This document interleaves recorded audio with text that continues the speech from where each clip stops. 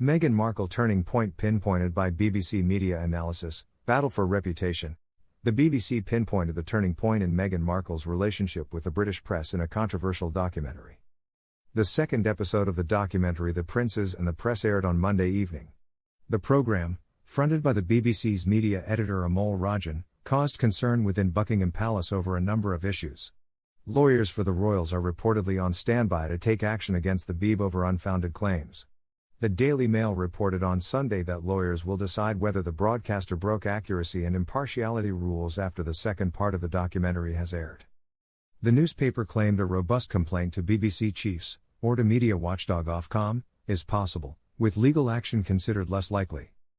The second part of the documentary covered the period from 2018 to 2021, a period which included the birth of Meghan Markle and Prince Harry's first child Archie, as well as the royal tours of both the Sussexes and the Cambridges.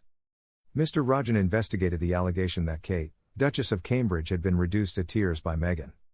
Two separate sources told The Telegraph in 2018 that Kate was left in tears after a bridesmaid's dress fitting for Princess Charlotte, in the run-up to the Sussexes' wedding in May that year.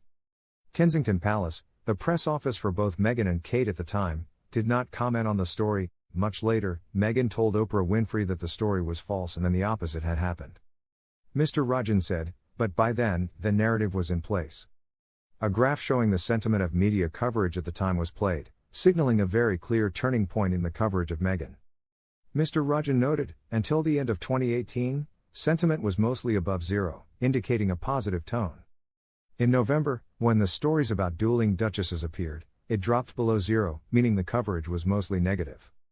From this point on, Meghan, Harry and the press would be in a battle over Meghan's reputation. The Times royal correspondent Valentine Lowe recalled writing a piece about Meghan in mid-2018. He said, "I remember writing a piece about Meghan, and it was all about how she was a breath of fresh air. She was something positive for the royal family, she was bringing something new. She was great." There were slight elements of criticism in that piece, but it was definitely 85% positive. He recalled the story about Meghan allegedly making Kate cry appearing a bit later that autumn. He said, "That was one of the turning points." When asked why, Mr. Lowe said, "It opened up a narrative, a sort of soap opera narrative. A soap opera storyline, the battling duchesses. Once people could seize on that, they could pursue it." Camilla Tominey, the journalist who first revealed the allegations, refused to be drawn on any of the sources that had briefed the story to her when asked by Mr. Rajan. Outgoing BBC journalist Andrew Marr said of the alleged briefing wars between the Sussexes and the Cambridges, "They have allowed a gap to appear. Through that gap, very destructive journalism will follow and flow." He continued, "I think, therefore, this division will be potentially lethal. Very, very damaging for the whole royal family." Sky News royal correspondent Rhiannon Mills recalled noticing how things had changed during Meghan and Harry's trip to South Africa in 2019. "Harry," she said, "wasn't like the Prince Harry that we'd known before." She said, "He didn't really engage. He didn't really come and talk to us in the way that he would have done."